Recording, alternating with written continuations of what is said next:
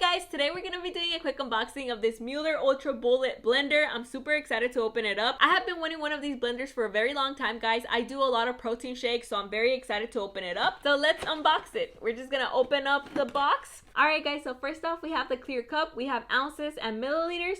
The max is 15.2 ounces and 450 milliliters. We have the lock feature, unlock feature, and then these are the blades. We also have the user manual, and then we have the base. So we have the base. It's not that heavy, guys, but it's not that light either. You can hold it with one hand, so this is how big it is. We have the pulse button in the middle, so that's where we're gonna press. And with the clear cup, all we have to do is just put it in. We twist it like this until it locks, and this is how big it is. Or how small, because it is pretty small. You can hold it with one hand. It's not that heavy, guys. It's actually pretty light now that I carry it. So it's definitely portable. You can take it anywhere because it is pretty light. And lastly, we have the cup, guys. All you have to do is just slide it like this to open and slide it like this to close. And the material is also a little bit flexible, guys, so I would say it's more like a silicone top instead of a plastic top. And then we're just gonna place it like this.